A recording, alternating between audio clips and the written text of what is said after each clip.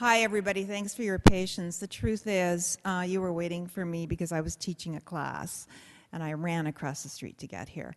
My name is Anne Rahala, and I'm Associate Chair of the School of Journalism and a graduate of the School of Journalism as well. We at the school are delighted to examine ways in which journalism can be better, the ways in which journalism can promote democracy and preserve freedom of expression. And we are therefore delighted to welcome our guests today.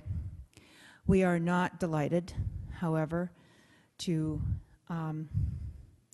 make note of the subject that we're addressing today. There is nothing about this subject that should make us as journalists feel comfortable or smug. We should always be questioning what we're doing to further information about public causes, and this particular public issue is one that is deserving of attention.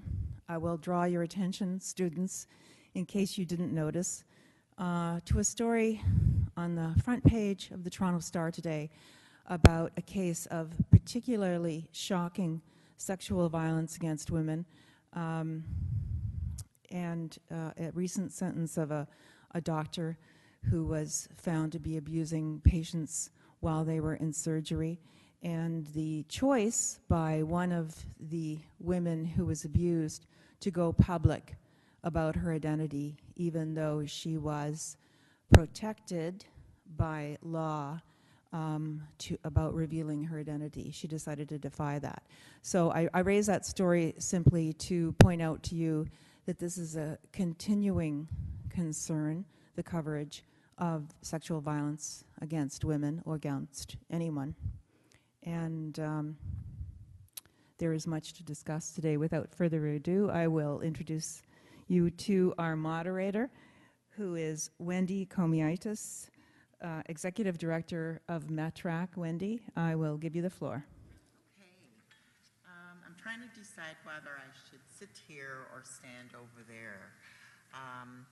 Maybe what I'll do is I'll shift over. So, good afternoon, everyone. And just to follow Anne, to say that obviously we're not thrilled to be here to discuss an issue that we'd like, certainly as an organization whose focus is on the prevention of violence against women and youth, that we'd like to see an end to. Nonetheless, we're operating in systems where women continue to be disproportionately impacted by violence, and with that situation, then we obviously have to keep working on it. We've got our work set out for us, and this afternoon is an opportunity, and in particular, we're looking at how do we work with our allies in the media to ensure that we can cover the issues in an effective way. So we don't have a lot of time, and so I don't want to take up too much space, but we'll say welcome to all of you.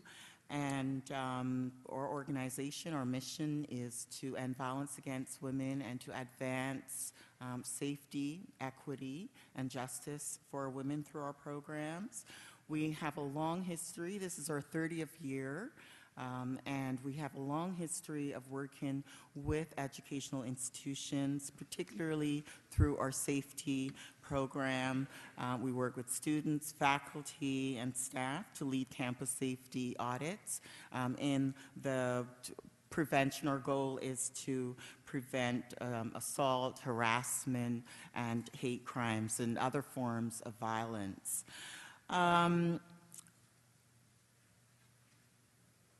We're often called upon by media sources to address the issue of violence against women, and sometimes we're asked to give anti-rape tips to help women not to become victims.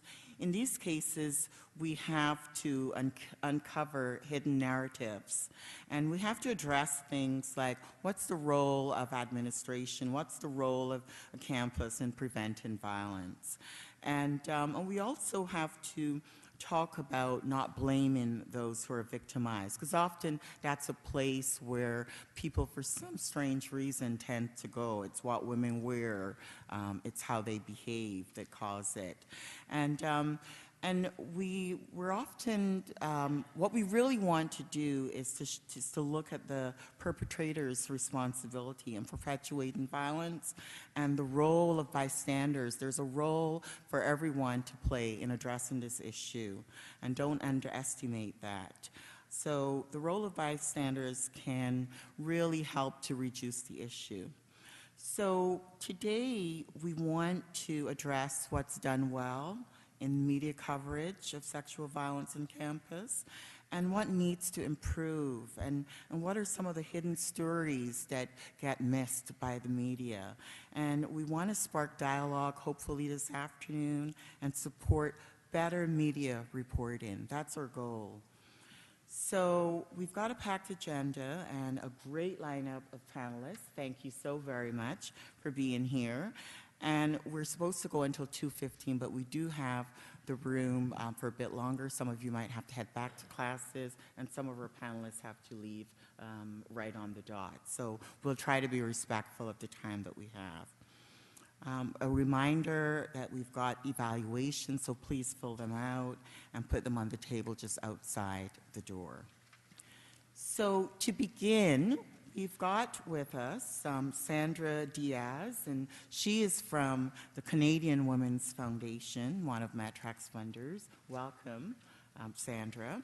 And Sandra is Vice President of Marketing and Communications of CWF, Canadian Women's Foundation. And before that, she was Executive Director and President of the Royal LePage Shelter Foundation, one of Canada's largest corporate foundations dedicated exclusively to ending violence against women. Sandra has held senior positions at the Assaulted Women's Helpline, where she won national and international awards for innovation in media and outreach and in private marketing and advertising firms. Over to you, Sandra. Okay. Sure, please. Thanks, Wendy. Everyone can hear me okay? So I may start off very quickly with who the Canadian Women's Foundation is, for those of you who haven't met our organization before. We are Canada's national public foundation for women and girls, and since 1991, we've been raising funds and investing in more than 1,300 community programs that help move women and girls out of violence, out of poverty, and into confidence. And one of the big parts of our recent mandate has been about amplifying the voice of women and girls and being a voice on the most critical issues facing women and girls in Canada. And we do that for a number of reasons in a number of ways. We know that we can continue to be funding fantastic grassroots programs across the country, but if we aren't engaging Canadians in conversations and changing hearts and minds and attitudes about issues like sexual violence, rape culture, and victim blaming, then we'll be continuing to fund those programs forevermore and won't see real systemic change. So we do a lot of work with the Canadian media, and over the last year alone, we participated in 873 news stories across the country, and more than half of those were about violence against women. And particularly, we've seen an increase in media interest around sexual violence, rape culture, and victim blaming. And one of the things that I was asked to speak about in particular is the quantification of this issue. Whenever any of us are asked to speak to the media, one of the first questions we get is about the numbers. What are the stats? How many women? What's the demographic? Is it increasing? And those are fair questions, because to make a great news story, it's good to have numbers. My question, though, might be, how many would be enough? Is it 1? Is it 10? Is it 10,000? Incidents of sexual violence would make for a credible story. But one of the challenges is those numbers, they don't exist in a real meaningful way. The last and seminal study on violence against women in Canada was done in 1993, so not a great source to quote in any media story. And any stats that do exist are open to all sorts of criticism and credibility because their incident stats are largely based on reporting. And we know from our work across the country over the last 23 years and the work of many of the organizations that I sit with here today, that less than 10% of women who experience sexual violence report. So the numbers can't be accurate. And so that causes a problem. So one of the things that we did at the Canadian Women's Foundation in an effort to reframe the narrative, but to offer some numbers to the media, was to begin to do studies of our own around public opinion and get to some of the root causes of the issues that exist today around sexual violence. So annually we do Angus Reid public opinion polls across the country that are statistically significant and representative of the population to get a sense of what Canadians are thinking. And one of the most popular stats that we uncovered is around the issue of victim blaming and what Canadians believe women or girls do to provoke or encourage sexual assault. But before I tell you those numbers, there were two ahas for us in that study. The first is that every number that I will tell you was equal for men and women, virtually the same. We expected that there might be a difference, but there was no noticeable difference in terms of attitudes held by men or women about what women or girls do to provoke or encourage sexual assault. And the other interesting part of the study was that in every single marker, the attitudes were higher for those Canadians aged 18 to 34, so particularly those of age on college and university campuses across our country. So I'll get right to the numbers because they paint a picture of the rape culture and victim blaming situation that we have in Canada, and one that the media has been quite interested in. When we ask Canadians, 9% of Canadians believe that a woman provokes or encourages sexual assault if she walks home by herself at night. And 13% of adults 18 to 34 hold that same belief. We learned that 11% of Canadians believe that a woman encourages or provokes sexual assault when she wears a short skirt. And among adults age 18 to 34, that was 17% held that attitude. 15% of Canadians believe that a woman provokes or encourages sexual assault when she flirts with a man. 20% of adults aged 18 to 34. And finally, 19%, or 1 in 5 Canadians, believe that a woman provokes or encourages sexual assault when she's drunk. Of adults aged 18 to 34, almost a quarter at 23%. So the challenge for us when we think about these statistics is it goes right to the heart of rape culture in Canada, and it goes right to the heart of victim blaming. No woman, no matter what she says, does, wears, doesn't wear, or doesn't do, is ever to blame for her own sexual violence. Rape predates miniskirts. Across our country, there are women every day who are being sexually assaulted in the safety of her own home, sober, wearing a baggy tracksuit. These attitudes also go right to the heart of insulting men. It's to say that if a man sees a woman who's had one too many martinis or walking home alone at night, he can't help himself but rape her. It's insulting. When we've been working with the media on stories like this, our focus has been around reframing the question and challenging media makers to ask different questions. So instead of asking, what did she wear, or what tips can we do to help our daughters be safer, the question should be not how to avoid rape, but how to stop rape. How do we teach our boys not to rape? Why are rapists committing sexual assault?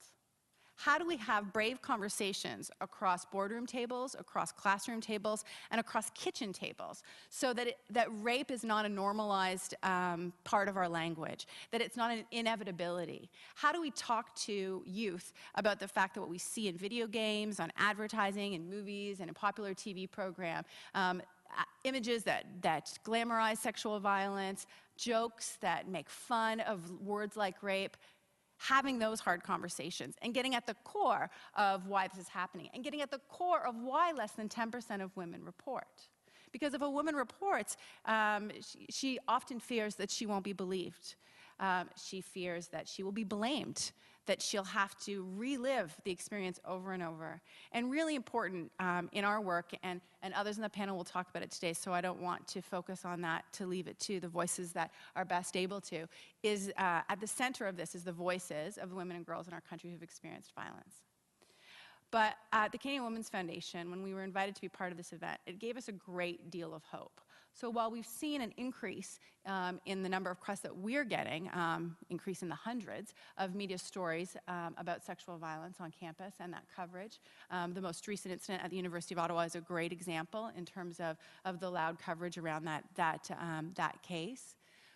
Being in a room with future media makers that are interested about how to report on sexual violence and how to do it more responsibly and proactively, that's incredible. And I'm so grateful to be in this room with all of you. So thank you. Thank you so very much for that. It's a lot to think about in that short piece. Very powerful message around critically thinking about rape culture and victim blaming and the importance of reframing the question. So next we've got Farrah Khan and Shannon Giannitsopoulou. I hope I got that correct. And they're from Femifesto. Femifesto. Sorry about that. Farrah Khan is a nationally recognized public speaker and educator on violence against women, including forced marriage and honor-related violence. She holds a Master of Social Work from the University of Toronto and supports women who are survivors of violence as a counselor and advocate in Toronto. Farrah is a co-founder of Femifesto and writer of Reporting on Sexual Assault, a toolkit for Canadian media. Shannon Giannitsopoulou is a feminist public relations and project management professional with several years of experience in the field of communications for anti-violence organizations. She's a co-founder of Femifesto and contributing writer of Reporting on Sexual Assault, a new toolkit for Canadian media.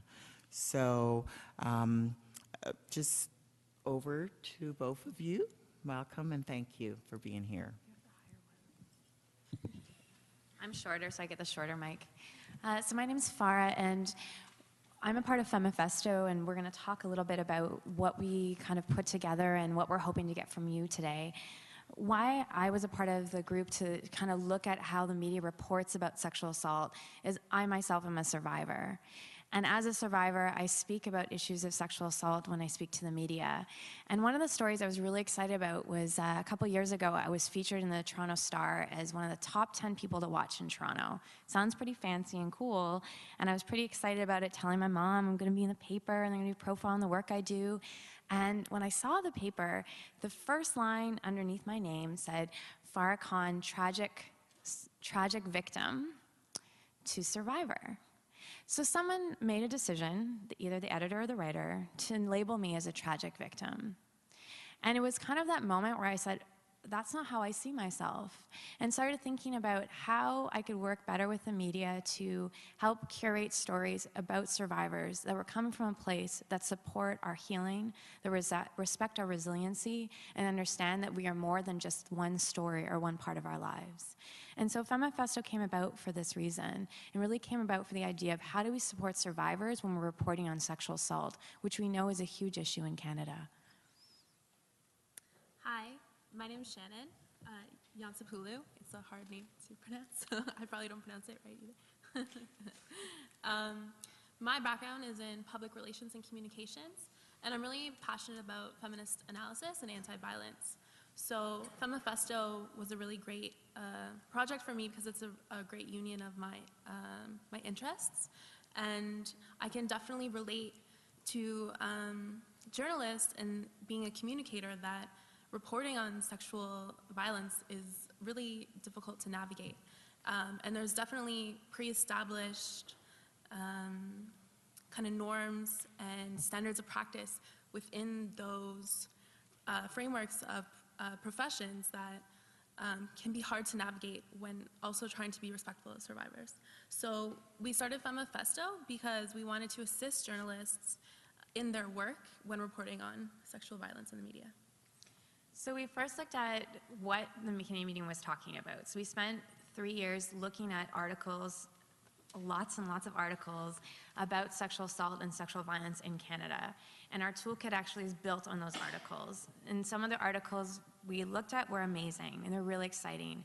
And some were very challenging, because we found that sometimes when writing the article, it can be challenging in a place when you read it and you're reading about sexual assault and you're seeing that the survivor is being blamed for the assault. So people maybe over-describe what they're wearing, or describe how great in standing the person that assaulted her is.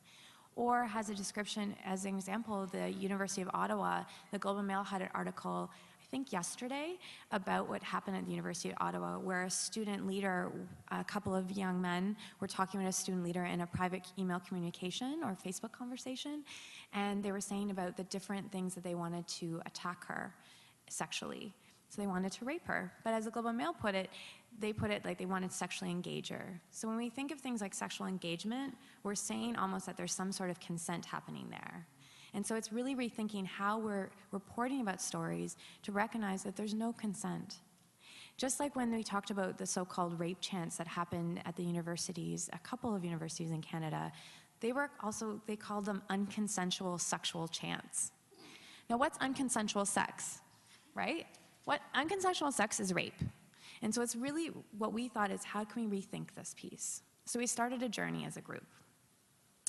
So Femifesto, as we define ourselves, is a Toronto-based grassroots feminist collective, and we work to shift from rape culture to consent culture.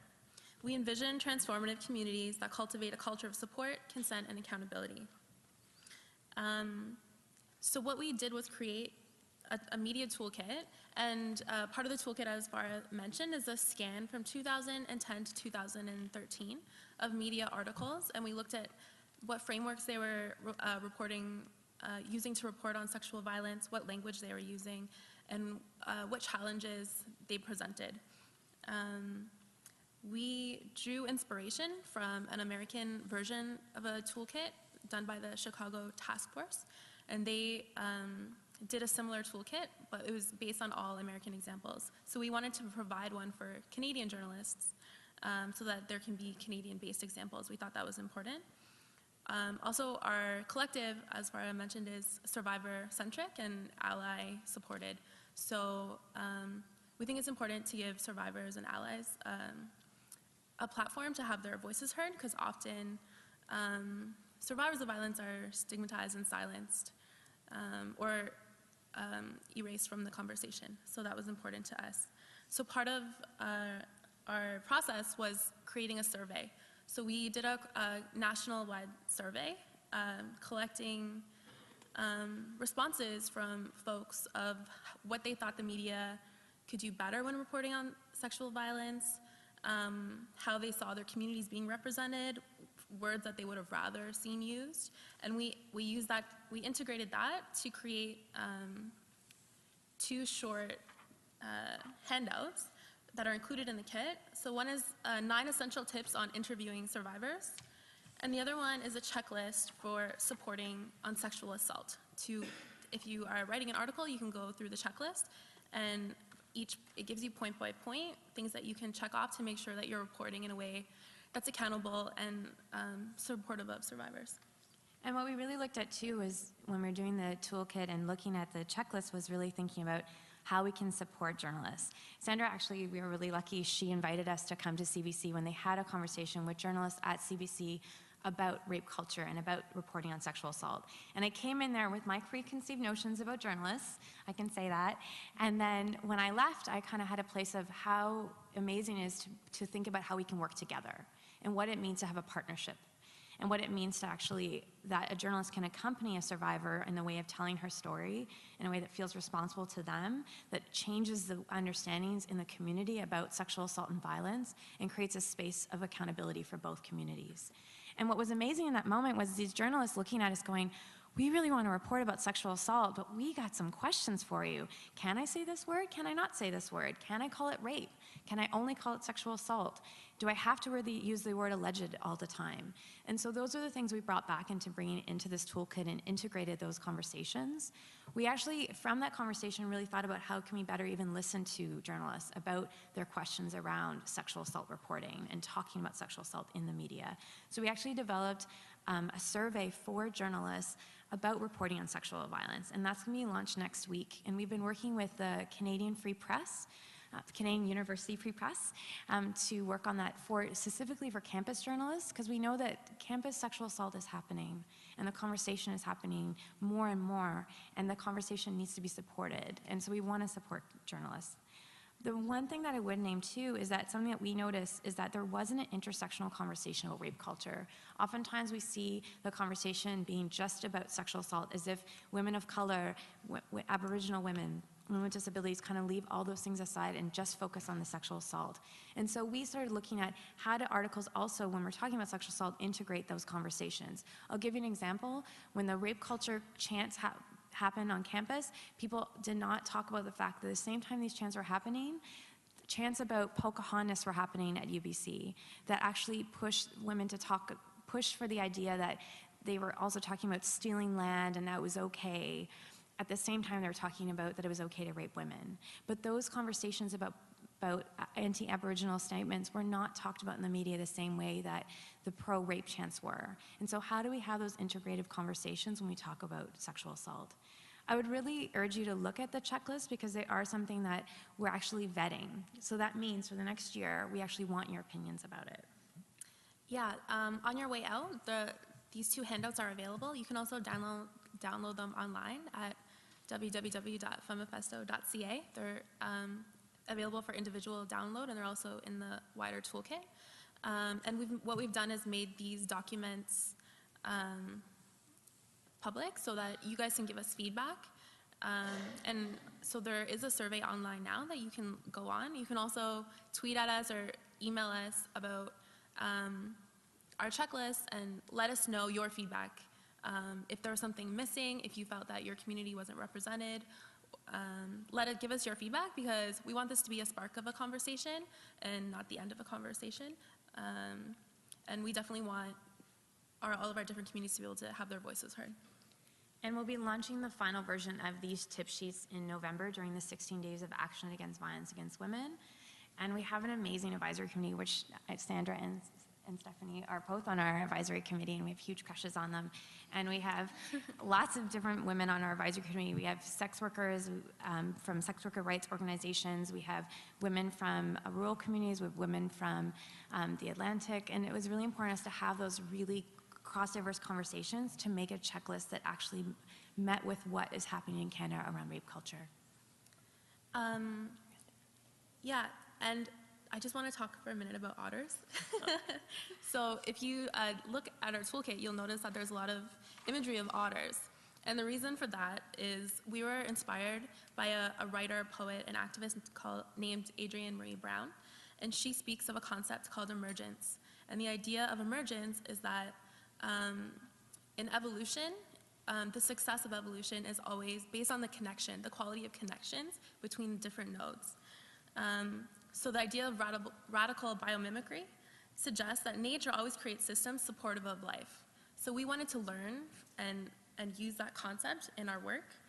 And we learned that otters hold hands to get through tough times in the water together, so in pairs and as a group. And we wanted to radically reimagine our communities as interconnected systems of support, and we believe the media and media makers can be a part of that.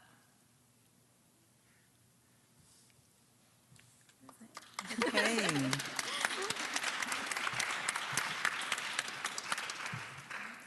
Thank you, Farrah and Shannon from Femifesto.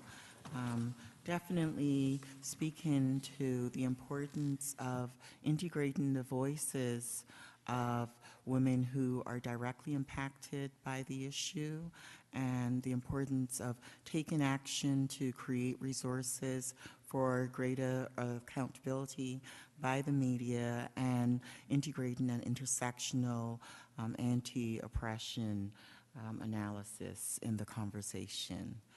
Thank you. So next we have Cyndy Baskin, University of Ryerson School of Social Work, and Cyndy is Associate professor of University of Ryerson School of Social Work. She is a Mi'kmaq and Celtic descent, originally from New Brunswick, and has been living in Toronto for many years. Her teaching and research interests involve working with Aboriginal communities, especially on how Aboriginal worldviews can inform social work education, how Indigenous knowledges, spirituality in social work practices, anti-racist inclusive schooling, anti-oppressive theories and practices, and decolonizing research methodologies can be integrated into our perspectives. So, Cyndy, over to you, and thank you. Absolutely, gives me a chance to sit down. Great. That's a good idea. I'm sure it's the teacher in me. That's probably why I want to stand up, right? Some of us are show-offs, I don't know. Okay, so I had this great PowerPoint presentation to show you where I had all these images that go along with what I'm going to talk to you about today. For example, the Halloween costumes, what's been happening at a couple of university campuses recently, and so on. But we don't have that technology in this room, so I can't show it to you. What I may do, though, is post it on the Aboriginal Education Council's website here at Ryerson. So I may do that so that you can see them. All right, I'm just going to kind of get into it and try to wing it without the pictures. So I would imagine that you all know this, that there is a very high number of murdered and missing Aboriginal women in Canada. And basically what that signals to us is that Aboriginal women are viewed as disposable, and so the brutal vitalization against them is justified because victims tend to be stigmatized and stereotyped as prostitutes, street people, drunks, drug addicts, sluts, mother of several children from different fathers, welfare recipient, woman who sleeps in the alley. And these are applied even to women who they don't apply to, and so what if they do? This all signals to the public that crimes against Aboriginal women really just don't matter, thereby making Aboriginal women's experiences of violence invisible. The government, of course, is quite reluctant to change the status quo. Native Women's Association of Canada has mounted a campaign for a national inquiry into the missing and murdered Aboriginal women and girls across Canada. However, the government has merely permitted a parliamentary committee to hold hearings on the issue, but has refused a national inquiry. Native Women's Association of Canada, Sisters in Spirit, and No More Silence all tell us that we are living in an urgent state regarding the safety of Aboriginal women. Although we represent perhaps only 3% of the Canadian population, we are overrepresented as victims of racialized, sexualized violence. Violence typically occurs in the public sphere, but Canadians seem to be unaware of how Aboriginal women have been systematically targeted, which has led to societal indifference. 1 in 3 Aboriginal women reports having been raped during her lifetime. Violence towards Aboriginal women is 8 times higher than that of other women across our country. Over 600 and perhaps up to 800 Aboriginal women and girls have been murdered or are missing, and very little has been done or is being done to address this. So when it comes to the costumes, right, there are some distinctly Canadian ones. For example, the sexy, how did they say it now? The sexy white costumed Eskimo, sometimes called the Eskimo tees. Eskimo, I don't know if you know or not, is a highly contested term. It has a racist past, and we don't use it. It's unacceptable. But the costume and its name, as in the other traditions of other races' costumes, like the always popular Pocahontas, implies that racial identity can be boiled down to a recognizable kind of outfit or something you put on. Racialized crime victims are often depicted in the news as more blameworthy for their victimization.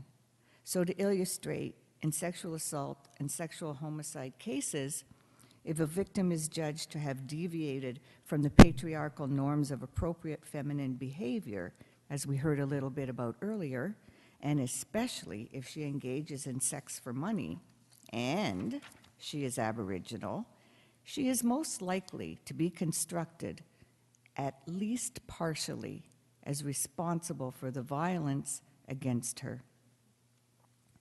Canadian news discourses also argue that because many victims are poor Aboriginal sex workers, they are at high risk, implying that violence occurred because the women put themselves at risk because of their bad choices. This discourse, of course, blames women, but also obscures the unequal social conditions which shape these so-called choices. Media reports rarely situate these conditions in their relevant socio-historical colonial contexts, and so readers may be left with the idea that these problems stem from Aboriginal cultural inferiority and/or their ability to fit into Canadian society. Let's go back to Pocahontas for a moment. The common sexualization as part of this costume makes Pocahontas, or as she's also called, Pocahontas, an important example. As already stated, Aboriginal women are often regarded in over-sexualized and exoticized ways, and in the media and through dominant culture, which dehumanizes and degrades them and enables racialized, sexualized violence. So wearing a sexy Aboriginal costume has particular resonance with this kind of gendered racism. Other times, though, Aboriginal women are just not discussed at all. Research that has looked at the number of articles mentioning Aboriginal women in any capacity indicates that white women are mentioned in the press about 511 times, compared with 82 times for Aboriginal women. And what this comes down to, white women are being mentioned more than 6 times as often as Aboriginal women for these same kinds of offenses. Photographs of Aboriginal women in the media, if they are shown at all, are considerably smaller, usually about passport size. They're less visible, not often centrally placed, and less intimate. The lack of visual imagery in these cases denies readers the same opportunity to identify with or become emotionally invested in the Aboriginal women's cases as they do with those of white women's. Now we'll get a little bit to the campus stuff. So, demeaning anti-Aboriginal and sexist stereotypes are happening right now, today, on our university campuses across this country. So, for example, we heard a little bit earlier from one of my colleagues about the student leaders at the Sauder School of Business at UBC who selected the Pocahontas theme and created a chant which was sung for the first time at orientation this past fall. The first time in the fall of 2013. Think about this. This chant went like this: Polka, polka, polka, Pocahontas. White man took our land. Pocahontas, ass, ass, ass. if you haven't figured it out yet, it represents and symbolizes the anal rape of Aboriginal women. And the Eskimo cutie, as she's referred to, and the sexy Indian princess, as she's referred to, costumes were on sale Halloween 2013 at the campus bookstore of McMaster University. So this is where I'm going to end. The final slide is about My Culture is Not a Costume. Look it up. They've got a great website, and they're doing wonderful work. Having said all of this, is it any wonder then why Aboriginal women are so victimized? Part of what I want to do is put in a little bit of a pitch to the journalism program here at Ryerson. The Aboriginal Education Council has funding which can be allotted to faculty in any program on campus to assist them in developing content that will focus on Aboriginal curriculum. How wonderful it would be if the journalism department, perhaps with student support, would be interested in doing something like this, incorporating some content and/or creating an elective that focuses precisely on this issue. We would be very open to talking with you about this. Okay, Wilaylan, it means thank you in my language, and thank you very much for listening.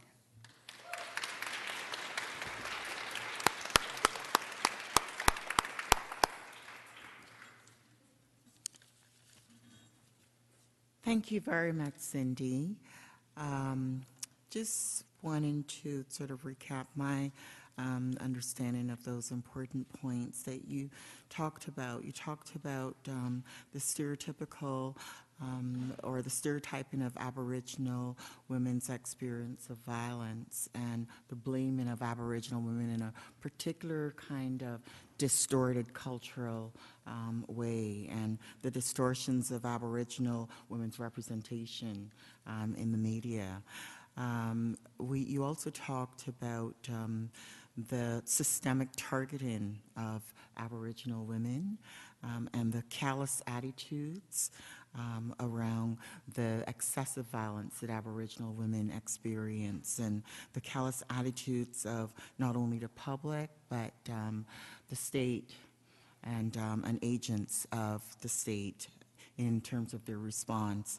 And you talked about the way in which the discourses obscures the systemic racialized and sexualized violence against Aboriginal women, and that there is an opportunity to incorporate at the Aboriginal worldview. Thank you so very much for that. So next, we're going to move to Ron Couchman, who's with the White Ribbon Campaign. And Ron is the Community Engagement Manager at the White Ribbon Campaign. He spent the past 7 years working in gender justice, violence prevention, and peer support with a focus on engaging men and boys in positive masculinities.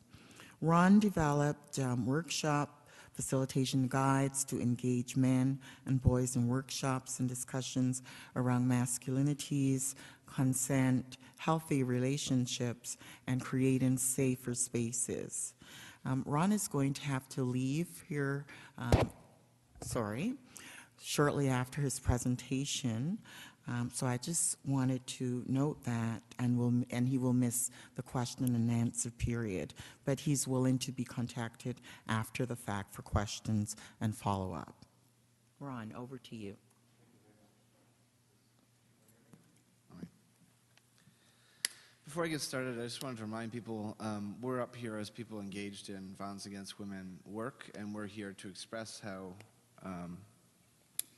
I think as journalists, as reporters, you can sort of amplify the voices that are needed, that are unheard, in a way that does justice to the circumstances. I also want to encourage, and I think I try to do this with every journalist I interact with, also when you engage with people or trying to get a story, be very open and honest about what you need from us as individuals, right? We want to create a reciprocal relationship. If you come up and say, let's do a story, I need answers by this time, it has to be this short, I can't talk about X, Y, and Z. Great, we're starting on the same page. That way, when we deliver a story, we know you're going to report it in a way that we find really important, but also we can deliver to you a story without you having to spend a significant amount of time putting it together. So I think that relationship is really important, and it makes both of our lives much easier. In the topic of engaging men, I think a white ribbon is, we've been trying to engage men in issues of violence against women since 1991. We were born 2 years after the Montreal Massacre, where 14 women were killed simply because they were a woman going to post-secondary education. As a lot of my colleagues had mentioned, violence against women does often not get any media attention at all. When we're talking about engaging men more specifically, when I started doing this work about 7 years ago, the question was, where are all the men, right? They were just non-existent in the conversation. Quite often, you'd have events like this and there would be no men at all, whether it be on the panel or in the audience. And a white ribbon, we really think that men need to be part of the solution, not just because violence is perpetuated by men, because in most circumstances it is, and that's really important to recognize, even when the violence is not towards women, because of course, as mentioned, it happens to people with disabilities, people in the trans community, and it does on occasion happen to men, but even in all of those circumstances, it's most often perpetuated by men. And so that's a common factor that links all of those. And so the question has to become, what is it about men specifically that makes them produce so much violence? Why are men so angry? And so at White Ribbon, we really try to have conversations with men, young men and boys, about the ways in which we're raised and how we're taught to sort of detach ourselves from our emotions, from our expressions. We have images of what we're supposed to be in the media that tells men and boys that there's a certain way you're supposed to act in public, right? And all of these things, this lack of ability to express ourselves, the lack of the ability to act and be as authentic as men can be, really creates the situation where men become very much like a pressure cooker, right? And then the result is, of course, it explodes in violence at some point. And it's not to say that the majority of men are violent, because that's not true. The majority of men are not violent. However, the majority of men, even when they're not violent, are not taking an active and proactive role in working through these, deconstructing masculinity, talking to their friends and family about sort of what's important to them, the struggles they're going through, to get themselves in a place where they won't get to a situation or a point where they'll become violent. And when we're talking specifically about the university campus, I think one of the problems we're seeing is when there's any discussion about men, it's usually only about the perpetrators. And I think that's a problem for two reasons. One, the solution becomes sensitivity training, right? And unfortunately, as great as that is, and I think that should be a mandatory piece when we see things like, as student government at Ottawa University representatives talking openly about committing sexual violence to another member of their union, or we hear examples within days, for example, of the University of Ottawa's hockey team perpetuating sexual assault. What we need to have conversations in is we can't just have conversations about men and boys when and only when they're perpetuating violence. We need to talk about how do we change how masculinity and men and boys are understood and talked about and socialized on the entirety of the campus. How do we change the culture so that rape chants don't happen, so that it doesn't create a violent atmosphere? How can we create a culture where if someone starts a Facebook group and that tends to start being violent, how can we make a culture where men will step up and say, no, this conversation is not okay, it has to stop? And so we need to turn our attention away from just sensitivity training, get him out of his position, fire him, to, and now what, right? Because sexual assault didn't just happen at Ottawa University this one time. Sexual assault happens on every university campus, every week, every year. Rape chants, I've probably been to 30 universities since September. At every single one of them, I've heard stories of rape chants, right? This is not unique to St. Mary's or UBC or UVic. This is a rape culture that goes across campuses and is distinctly at the core of this rape culture is the way men and boys are socialized to act. So in that way, I think we need to move our attention away from punitive kind of discussions when we're talking about men and boys, and try to talk about how can we start a preventative approach to ending violence against women by engaging men and boys in a really important way. Since we're at a place now where more men and boys are entering the discussion, there are a lot more men and boys standing up and being part of the solution, we also have to just have a discussion about where and when is the appropriate way for men to get involved, right? And part of deconstructing masculinity that is very toxic and harmful is also recognizing that men hold a great deal of privilege in our society. And with that, we have a disproportionate platform that we can use our voice at any given time. So when we're engaging in conversations around violence against women, it's important as men and also as journalists that we recognize that women have been doing this work for 70, 80 years, well beyond that. And men are just sort of entering this conversation. We're like toddlers in the anti-violence movement, despite, White Ribbon being around for 20 years.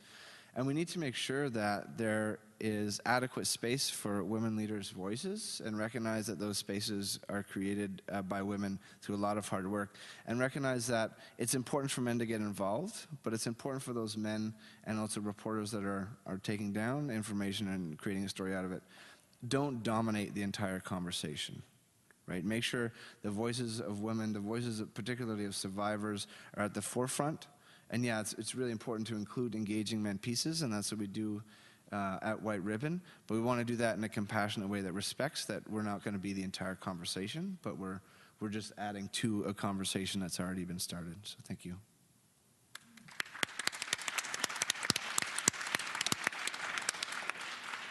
Thank you, Ron. Very insightful.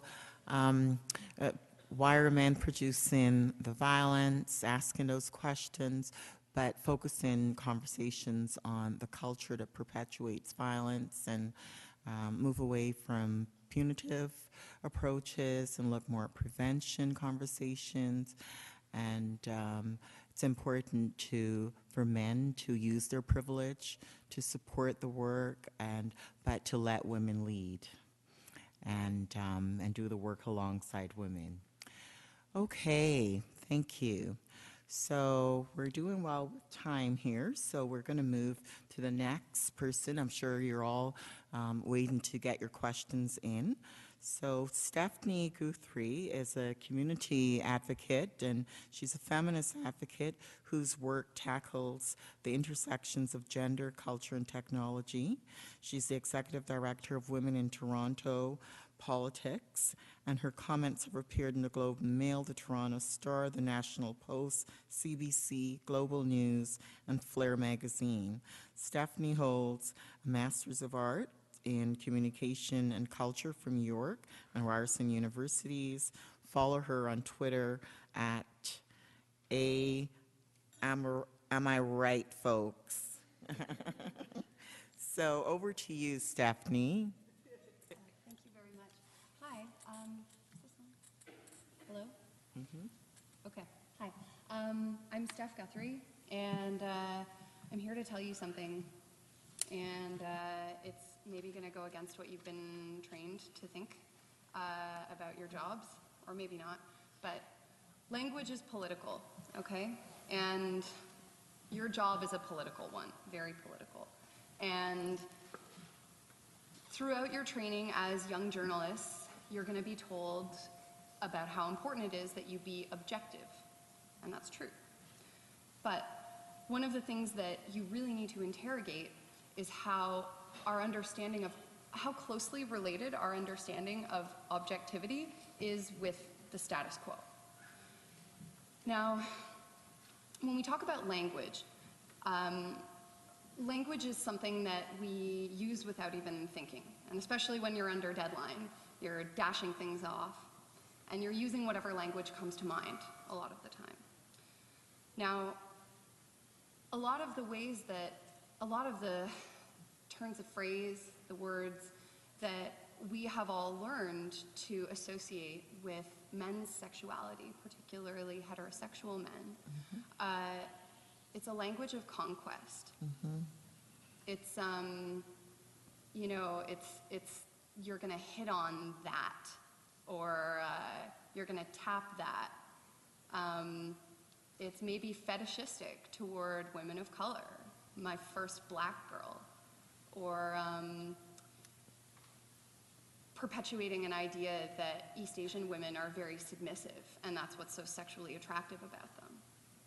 Now, these kinds of expressions and these uses of language have become so normalized in our culture that when we hear people use them, it doesn't sound violent, it just sounds normal.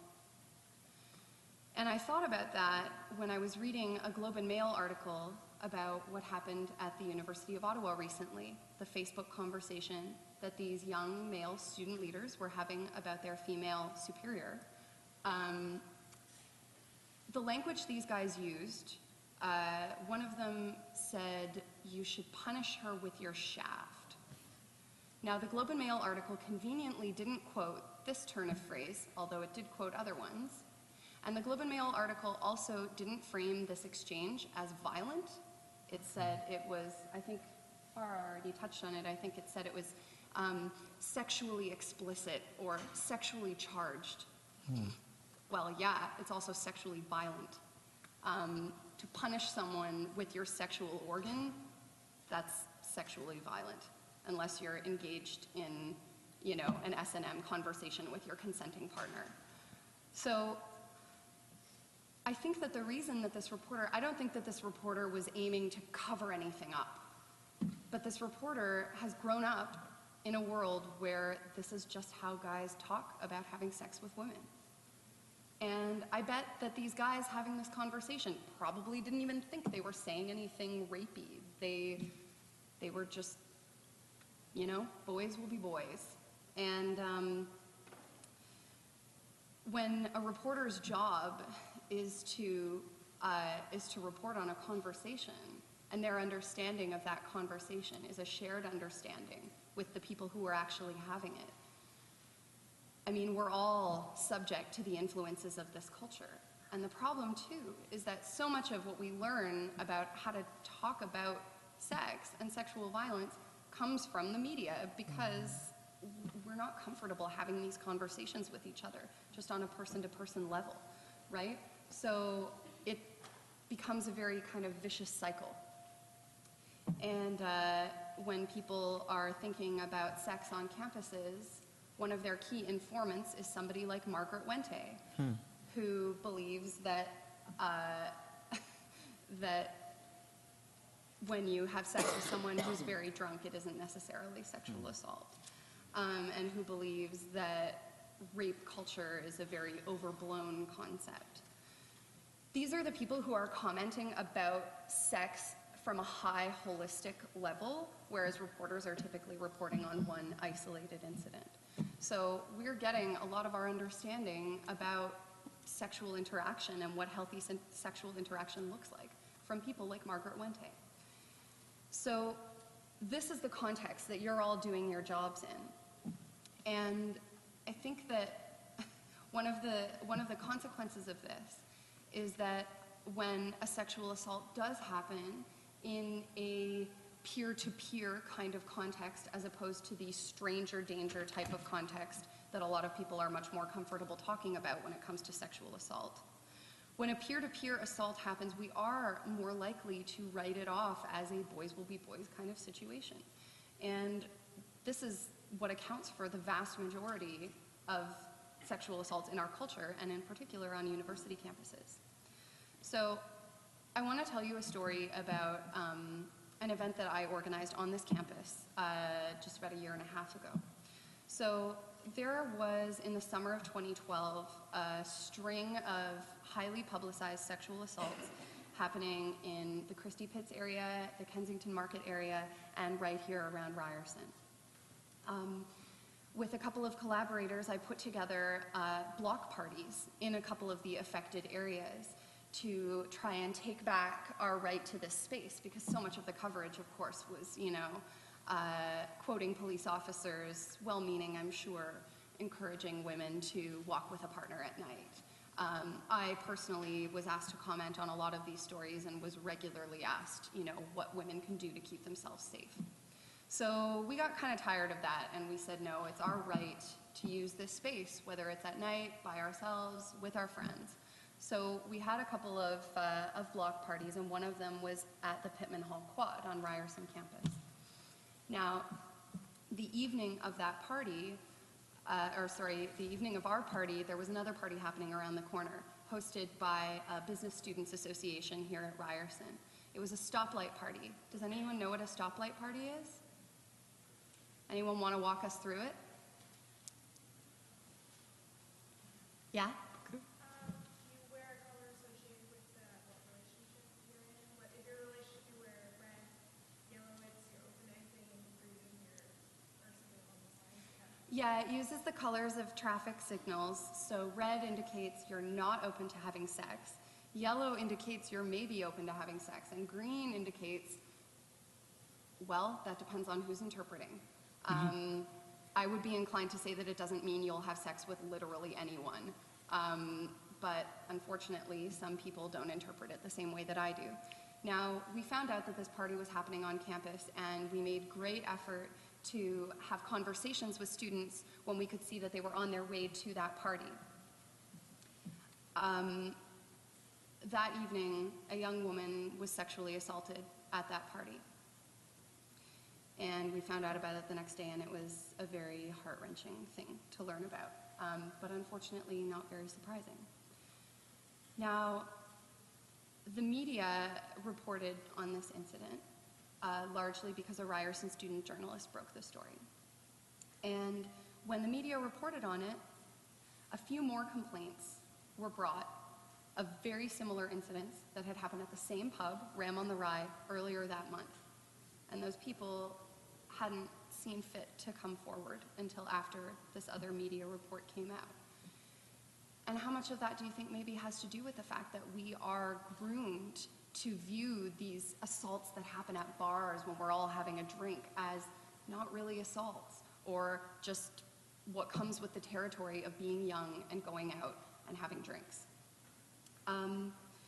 So I guess what I would encourage all of you to do, interrogate your own views on these things, because you're likely a lot more biased than you'd like to think that you are, and that's not necessarily your fault. You shouldn't just be talking about this stuff when you're writing words down to put them into a story. You need to be having conversations about sexual violence all the time, with your friends, with your partners, with your family members, with your colleagues, very much so. Because the more that we have conversations about this stuff, and the more that we interrogate our commonly held assumptions, the more likely that the coverage will change. But it's up to us. Thank you. Sure it is. Thank you.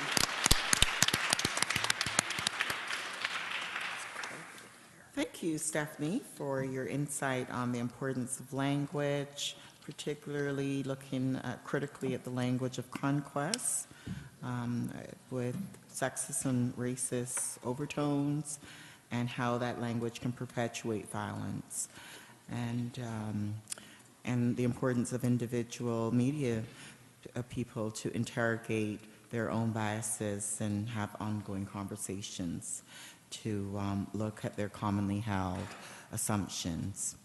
So before we get into the questions and answer period, I just want to backpedal a little bit to go back to Farrah and Shannon. I have a note here which I didn't say immediately after your presentation, and I'd like to not miss the opportunity.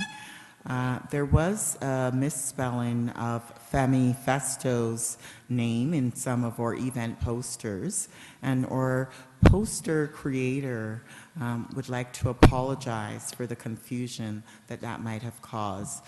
We talked a lot about language and the power of words, and it's very important for us to acknowledge where we've made an error. So just an apology to both of you for that. For a second there, No.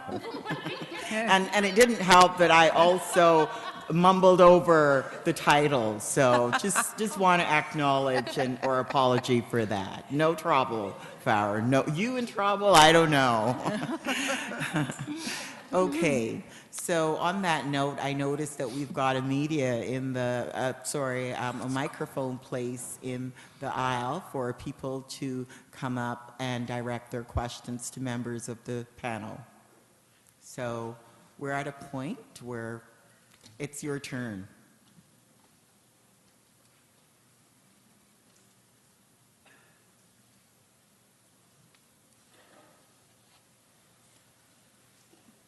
Hi. Hi. Thank you so much for a really great and inspiring panel, and just really excited to hear you all speak today. My question is just a general one about I've noticed an increased use in mainstream media of the term rape culture. It's, kind of gone mainstream in that way, which I think really represents a lot of hard work and advocacy and the usefulness of the term. Now, so I guess my question is, as it becomes mainstream and the media take it up like they have domestic violence or cyberbullying or all these other terms, how do we keep it meaningful and political and useful in that context? And I'm wondering, I guess, if you have any concerns about maybe how it would be taken up to be used, or if it's, just a really great, useful term always, if there's anything that we can do as writers or academics, journalists, researchers to really work to keep it political and meaningful. So it's not directed at anyone in particular. Mm-hmm. Go for it. I'll just grab this. The one thing that I would say with rape culture, sometimes I think it loses an intersectionality piece, so it becomes just about gendered violence, and there's nothing else that we need to talk about within it. So having a really intersectional understanding, so understanding that we're not just talking about women, we're talking about women of color, we're talking about Aboriginal women. What are we talking about? We're talking about the context of people's lives. And so having that within rape culture and having those conversations is critical. So I'll give an example is the NS case. Nobody really talked about the NS case, which is a woman who has been fighting for 7 years, the amount of time that she was sexually molested as a child, the same amount of time to get her right to speak at the trial. And she can't because they're saying that she can't because she wears niqab. And so there's a question there around having the intersectional analysis around rape culture to understand that she's not only a Muslim woman, she's a woman that wears niqab, but she's also a survivor of sexual assault, and having those real combos. Agree with everything that Farrah said as usual. I would add that one of the things that I'm grateful for about the fact that rape culture is starting to be used so often is that it is being used so often. And ways to keep it political is to be political about it. One example at the Canadian Women's Foundation came from a conversation I had with my 12-year-old son. He and his friends were using the hashtag rapeface on Instagram and didn't get a sense of how that might not be funny. And so, in a parenting moment that I had with my son about talking about the power of words and why using the word rape to describe something funny or awkward wasn't cool, I wrote a post about it in Huffington Post, and it went viral. And I did media interviews across the country, and now you can't search hashtag rapeface on Instagram anymore.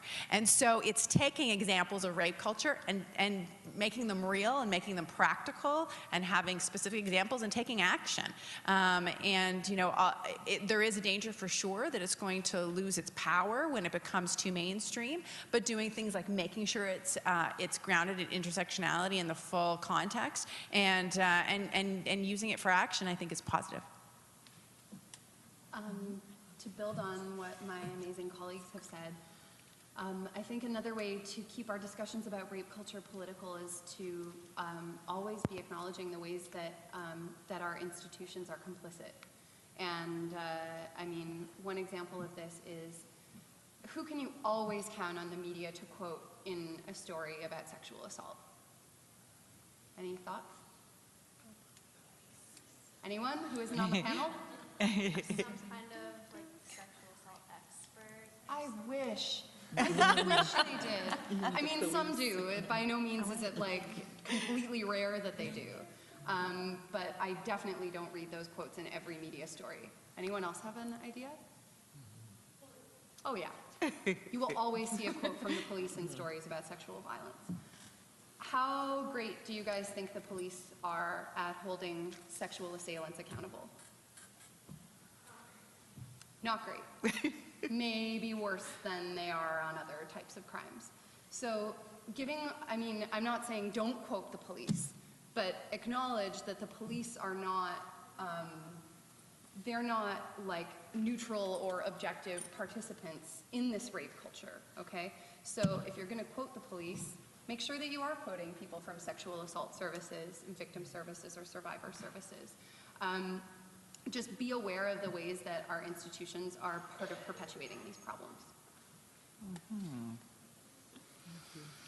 There isn't a whole lot for me to add to that. That was pretty perfect, actually. I guess it's just reinforcing the whole thing around intersectionality, right? So when I talk about this subject, it isn't just about women, it's about Aboriginal women, and they are targeted because they are women and because they're Aboriginal.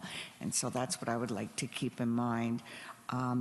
The other whole piece around, it's not exactly it, but it's kind of connected to it, is again the use of language and how the way that these things are depicted in the media. Again, I was referring to it, but just in the terms of those subtitles: homeless, prostitute, escort service, drug addict. These things always tend to be in the titles of the media pieces that we read when it comes to Aboriginal women, and that's just false and not relevant. Thanks. Thank you, panelists. So are there any other questions? This is a great opportunity. We were so clear in our 10 minutes each. You got it all. Any comments? Sure, absolutely. Speak loud. Yes, you can, yeah. Hi. I wrote it down because I get shaky when I speak in public and I'm going to forget what I'm asking. So earlier, just in class, and it wasn't intentional at all, I don't think, the comment that was made to cause offense. But I like to talk about things like this. I kind of like debating. That's my thing. And I was having a discussion with some peers about slut-shaming and victim blaming. And a comment was made as follows. If I state what a girl has done and she feels ashamed, that's not my fault. Implying that there is a fault to women who are out there sexually, and that the shame is not the fault of the man who uses the comment or says anything about it. And I think it just goes to show these comments and that the issues that you panelists have been talking about for the past hour, it's true, it's prevalent today. As much as it's kind of pushed aside, victims aren't really reporting or coming out about it. It happens all the time, even within just these peer-to-peer discussions. And how do you combat that on a face-to-face level when it's something that seemed harmless coming out of his mouth at the time, when it wasn't? It was offensive. It made me mad, but I didn't say anything at the time.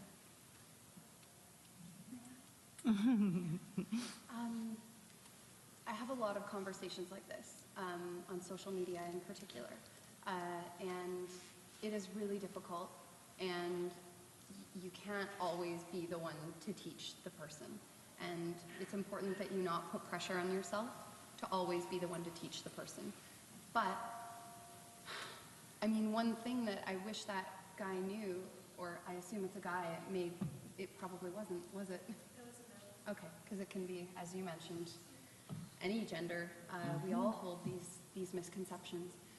And what I wish that person knew is that whatever thing he might say about a woman's actions, that, you know, he apparently just means it totally neutrally, and if she takes offense to it, then that says more about how she feels about it than anything. Whatever it was that he said isn't being said in a vacuum, right? I mean, we assign value and meaning to people's actions and lives in this great tapestry of cultural cues and connotations. So, I mean, I think that that guy has a really simplistic idea of how communication works.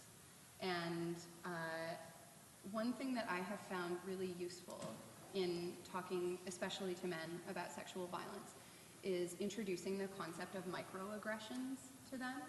And that's the idea, and it can be applied to all different types of oppression. But that a lot of oppression is, it takes place in incidents that might seem minor to somebody who doesn't normally experience them. One example of that would be if you're transgender and somebody identifies you with a pronoun that is not relevant to you. So you identify as a woman and someone calls you a man. That's a microaggression, and to a person who isn't trans, it might seem like no big deal. But this kind of stuff builds up over time. So what this guy might not be privy to is the idea that women are constantly subjected to judgments about their choices, their clothing, their actions, in ways that men couldn't possibly relate to unless they were socialized as women. So microaggressions I do find when you explain how those little things build up, and each one of them means so much more than just that one comment, I have found that that's a useful way to frame the issue, personally. The other thing to remember too is that we forget sometimes when we have conversations about sexual assault that many of us in the room, many of us know someone that's been assaulted, or we are survivors ourselves. And so I really practice a lot of self-care. There's times where I'll engage in those conversations, and there's times where I won't. And that doesn't make me less of a person, that doesn't make me not brave or strong or amazing. That just makes me being able to sleep at night. Because sometimes it really gets to you. And so recognizing that there's times you can step in and step out, and also when we say things, that reminder that the person we're saying it to might be a survivor and they might not feel safe to tell you because you've set up a precedent that makes it very challenging for them to disclose, because you've pretty much said to them that I'm not going to believe you. So we want to set a standard where we say to people all the time in our words and our actions that I believe you, that you have a right to be safe, and that words that you are telling me are important. And that's the piece that I think for me is really important with this. It's not easy to say something, and it doesn't always have to be you. But part of that, you're even asking this question, that's significant. So there's a lot about what you care about, and I think it's increasingly becoming a point of view. But your classmate isn't alone. Our stats showed that he is in good company. That victim blaming is alive and well in Canada, and slut shaming is alive and well in Canada, and it's complicated. When I talked to my son, who was 12, I made it personal. Imagine if one of your friends had been raped, how she would feel. Or when we have conversations, we talk about, imagine if it was your sister or your daughter or yourself. Sometimes, and you'll know, your gut will tell you if that's the right conversation to have, but I've had those conversations on air with journalists too, where, you know, really well-respected news anchors from national television stations will be doing a story on a rape and ask me, well, isn't it the same as if you take an expensive purse into a bad neighborhood in LA? You're asking for it, was a question that I received. So instead of answering that question, I gave her a different question to ask, which is, why are men raping women? And how can you equate an expensive purse with a woman's body?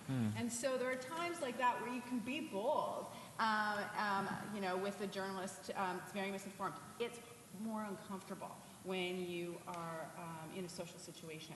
And like Farrah said, it's so important to remember that there could be lots of people around you that could be triggered. I think you said that the comment was made within a classroom, so that's the part that I would like to address. I absolutely believe that it isn't always your job to do the educating. As you can imagine, I'm expected to do that for practically every other minute.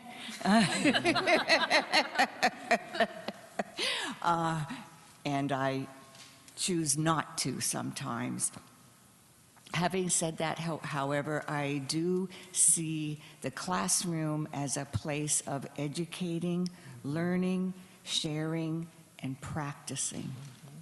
I like my classroom anyway to be a place where people can ask questions that they think are stupid, where people can put themselves out there a little bit and feel that that is going to take us into a discussion, a conversation, right? And I always tell them, using the example, obviously, I would really rather that you practice, right? Terminology, questions, and so on and so forth about Aboriginal women in this classroom, rather than just going out into the community and asking those questions and saying those things there. So I think that educators, right, we have the responsibility that when these kinds of things are happening within our classrooms, that we take that up, right? And that's it's also role modeling too, right? If we're going to talk that talk, we certainly have to walk it as well.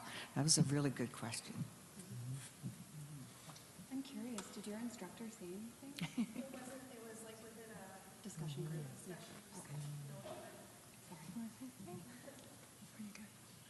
Yes.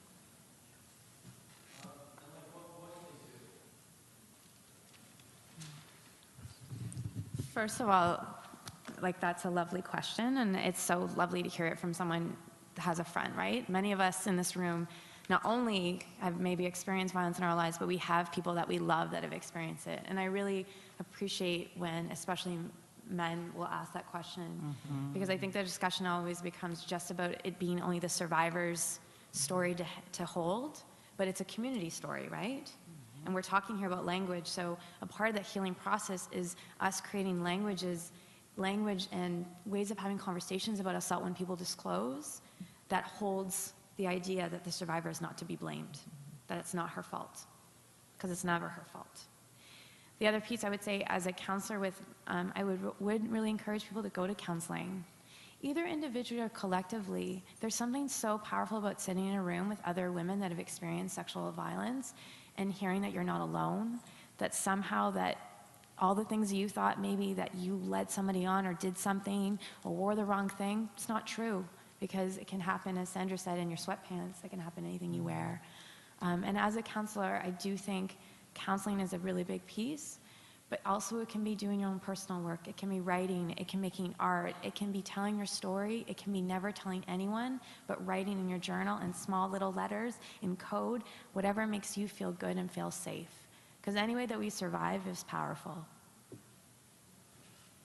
And if she's not at a place yet where she's ready to talk to somebody or to go into a community agency, the Assault Women's Helpline is a 24-hour crisis line in the province of Ontario that work with women who experience all forms of abuse in 154 different languages, and they also speak to friends and family of women who have experienced abuse. And that number is 1-866-863-0511. I worked there for 6 years, so that's why. I thought you had some fantastic memory here. But the Assault Women's Helpline and their website is awhl.org. Has lots of great information that you can call and not have to give your name, not have to give your abuser's name, not have to give your phone number, and get advice and pointed to services in the community that are culturally and linguistically a fit for you, and that can help your friend. I think too, again, I agree with everything that's been said, but I think a part of it is to just be there. Just be there. Believe her. If she wants to talk, listen. If she doesn't, let it be. As a survivor, so what else is new? I think that's a lot of reasons why we get into this work. I just want to be treated like everybody else in a way, right? Yeah, my feelings may have changed around some things, and yes, going through a difficult time, et cetera, but I'm still me, and I don't want to be seen as a victim, right? So you still have that whole person there. It's not just all about what happened to her, right? The only thing I can add, because everyone's pretty much said all the important things, I think. A lot of the time when someone who hasn't experienced sexual violence is approached by a loved one who has, there's an inclination to immediately focus on encouraging the person to report it to the authorities. And I'm not discouraging that. For some people, that's the best way for them to move on and to find closure. But we have a discourse around sexual assault that suggests to survivors that if, for example, if their assailant assaults somebody else, it's their fault because they didn't come forward and report the person. And I think making sure that your loved ones know that it's not their responsibility to stop their assailant from assaulting anybody else. It's the assailant's responsibility. And making sure that your loved one knows that no matter what they choose to do, whether they choose to report it or not, that you will be there and support them and love them and help them get through it.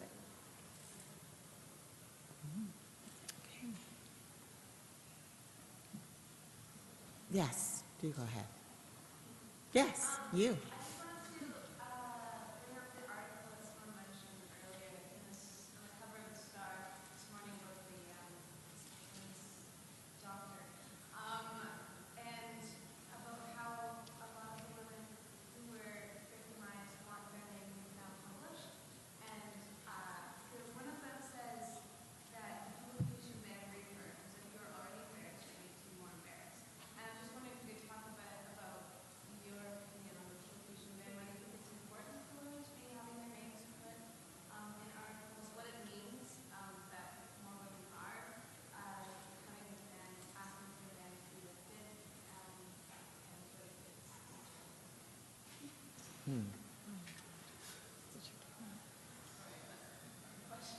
Important question. Yeah.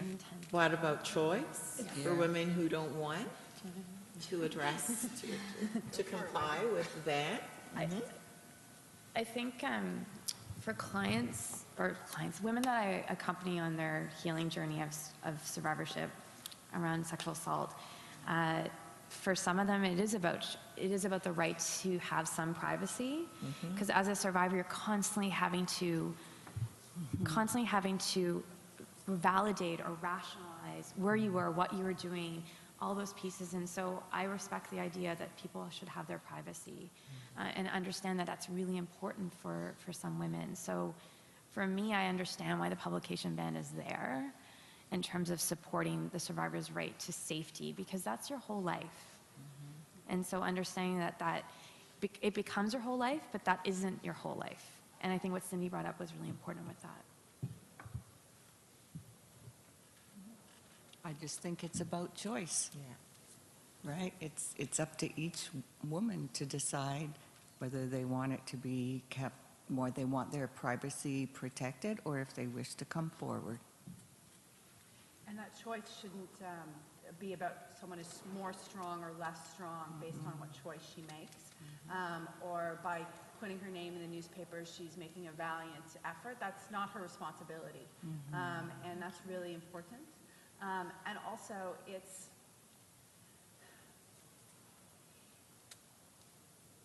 about choice. It's complex, and it's a very loaded, complex question. But at the end of the day, it's about choice. Good question, though. I mean, I remember reading about that and thinking that was very interesting. a publication ban makes sense as the default approach to these kinds of cases. But one of the things that can be difficult about taking a case through the justice system is you lose control of your own story. You lose your ability to control the narrative that other people are having about something extremely personal that happened to you and that in many cases has radically transformed your life and your perspective.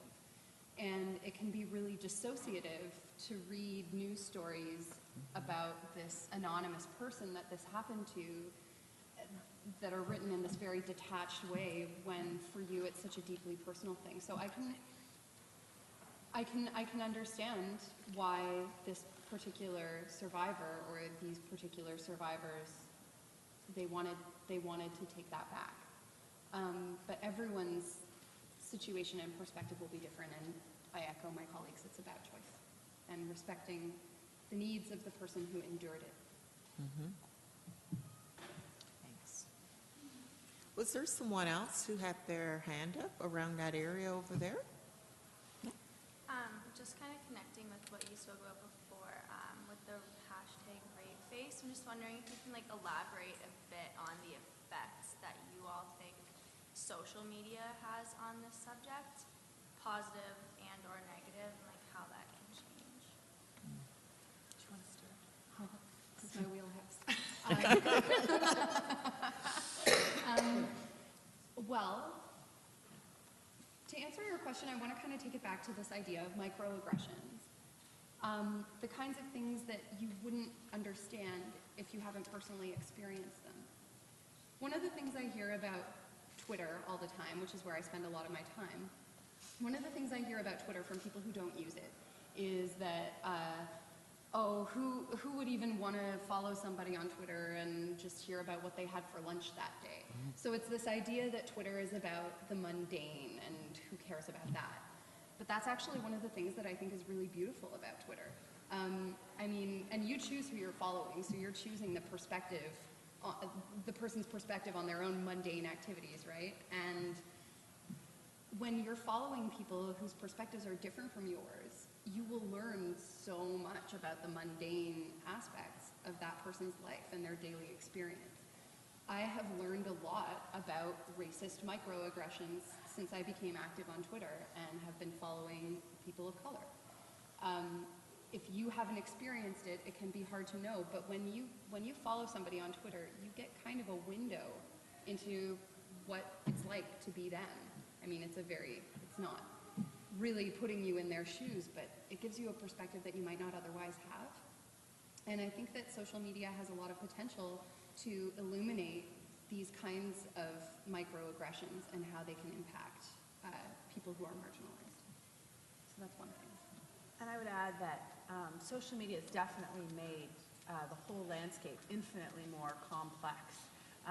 And exposing younger and younger social media users to environments that they might not have otherwise.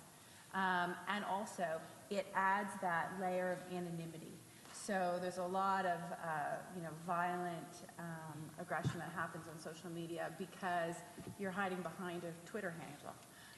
And that happens regularly. And so it's a bit of a breeding ground for, it takes what happens in our real life world and it's magnified because there's less, the social norms are different. There's less chance of you being held accountable in a weird way. People are braver and say sometimes stupider things in 140 characters, but also say really extraordinary things too. I think that in the hashtag #RapeFace example, this is something that 12-year-olds and younger, my son and his peers thought nothing of using that word, and my son's been raised by a feminist, like the stuff we talk about at my house, and he was desensitized to the idea of a hashtag. It's just a hashtag, Mom. Like, what's the big deal? And the conversation that I had with him is that it is a big deal. And social media is where words probably are the most powerful because you can't have body language. And because when you put it out there, it's out there forever. And you can't take it back, even if you delete it. So I think it's served to magnify and intensify issues that were already, have been existing for hundreds of years. I don't know if you guys are familiar with the term slacktivism, but it's kind of was recently coined as a way to diminish the activist work that folks do on social media. So the idea that, oh, you just tweeted a hashtag, you haven't changed the world.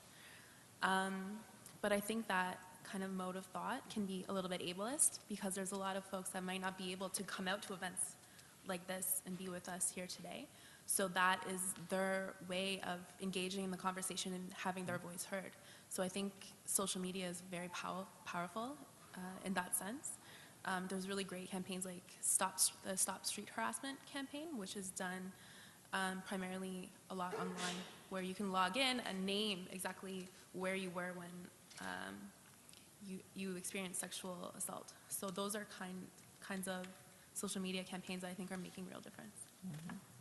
The other ones that I have crushes on are ones that are survivor-led. So I don't know how many people are on Tumblr, but I love Tumblr. And they have, there's a Tumblr blog called Project Unbreakable, where survivors talk about all the things that they're told by rapists, by family members.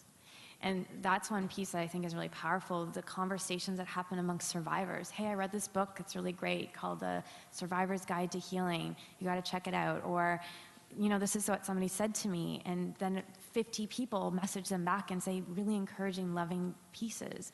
So it can be used as actually a place where survivors who have traditionally have been held off and said, we have to let the experts talk, are really taking a centered approach to this and have their voices centered. And I think that's what's really important and exciting to me, seeing the art and the conversation that's coming out of it, specifically on Tumblr, specifically on Twitter.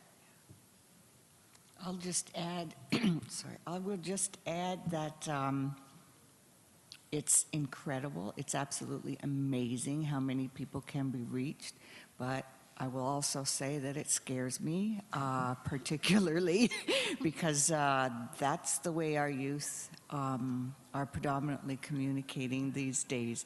So it's like most things in the world, right? It can be used for good and it can be used for evil.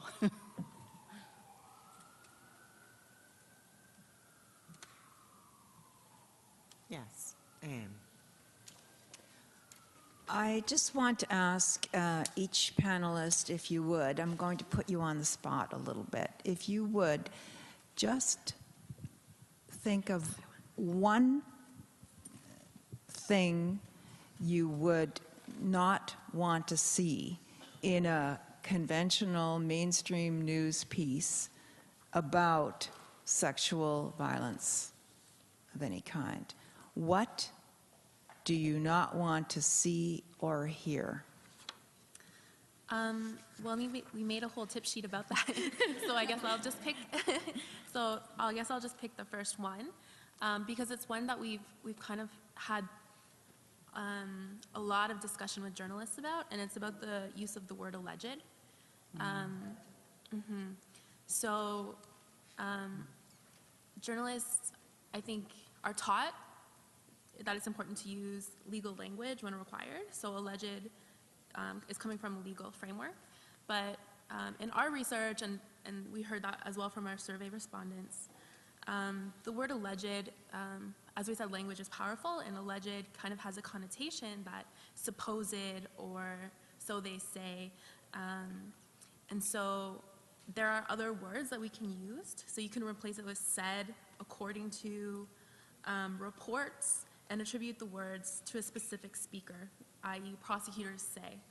And when we presented this at a journalism program, at a class with journalist students, even the program director had a lot of, but we always use alleged. So it's kind of really challenging ourselves to look at language in a way that has been normalized and think outside of the box. For me, it again goes back to my own personal experience, but really thinking about how people want to be identified. So if they're a sex worker and they call themselves a sex worker, call them a sex worker, not a prostitute. If they're a survivor and they call themselves a survivor, call them that. Do not call them a victim. So it's really about self-identification and really checking in where people are at and what they want to be called, and not making assumptions about who they are, the context of which they live. If I had to pick one thing, it would be avoiding at all costs language, question, the narratives that blame the victim in any way, that point to her, what she wore, what she drank, what she said, what she didn't say, where she was, whether it was late at night in a dark alley. I don't care. What's important is that she was raped, and that's not okay. Please don't quote community members' opinions about the alleged assailant.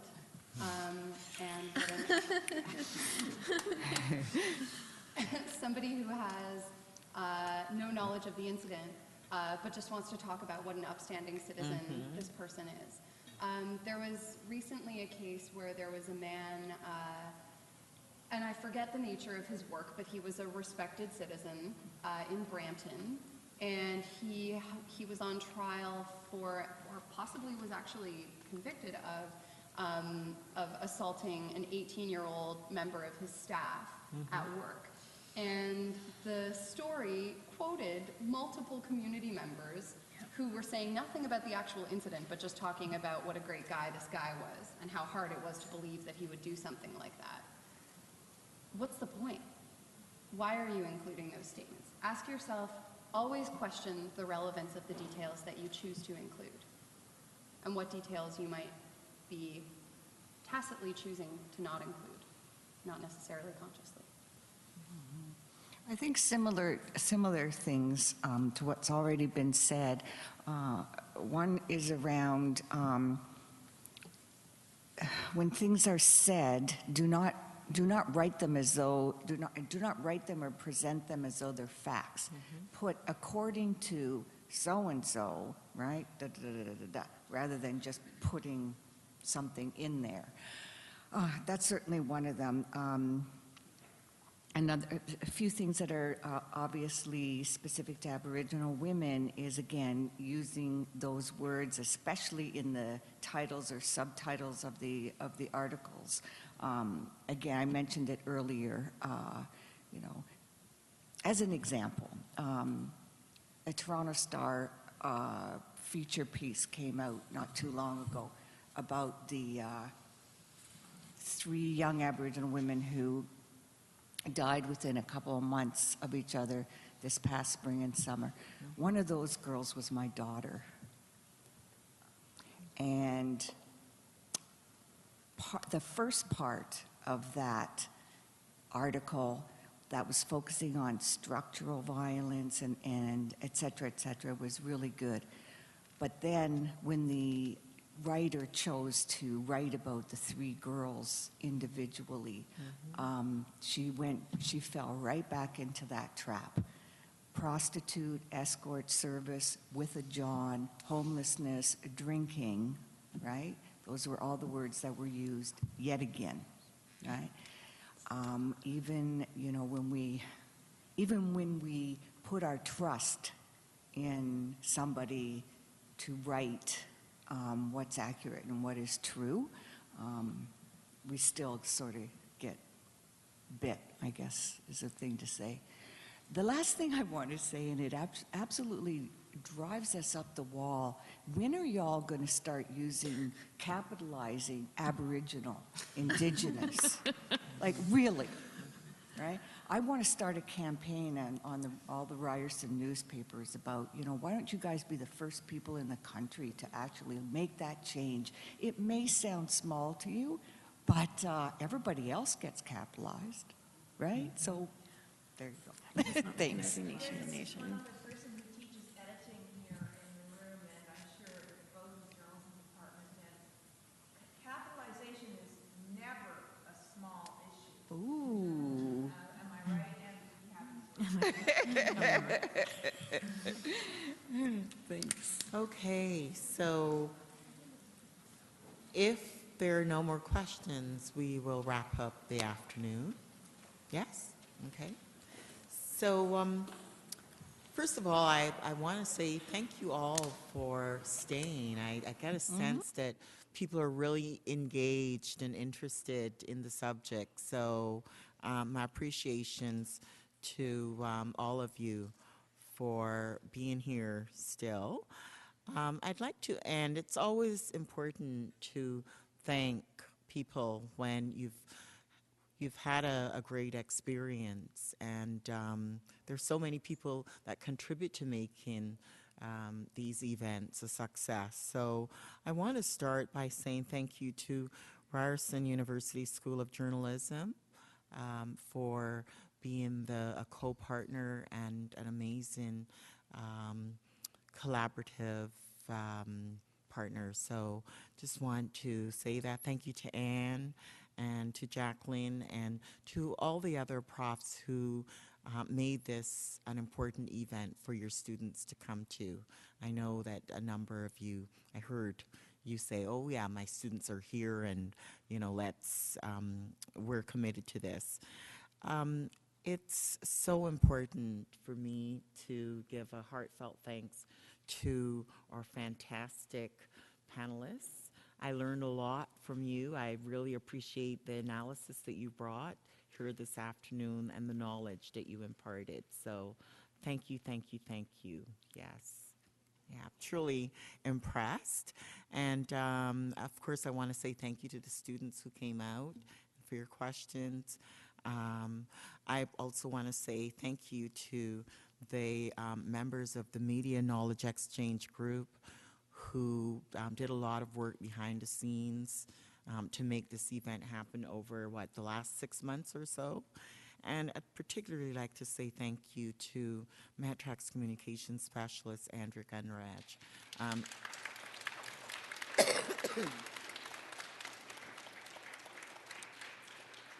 Andrea really took on the leadership of organizing this, working very closely with the Media Knowledge Exchange Group. But often with these events, you need a person who just takes it and just work on it all the time. And Andrea did that, so thank you. And yeah, to the media who came out and all you guys who are taking photos and all that, really, really appreciate it. So I hope this was a worthy event. And yeah, I hope that you're able to reflect on a lot of what was said here this afternoon, and that it will inspire you to do amazing things when you become a journalist. So thank you very much.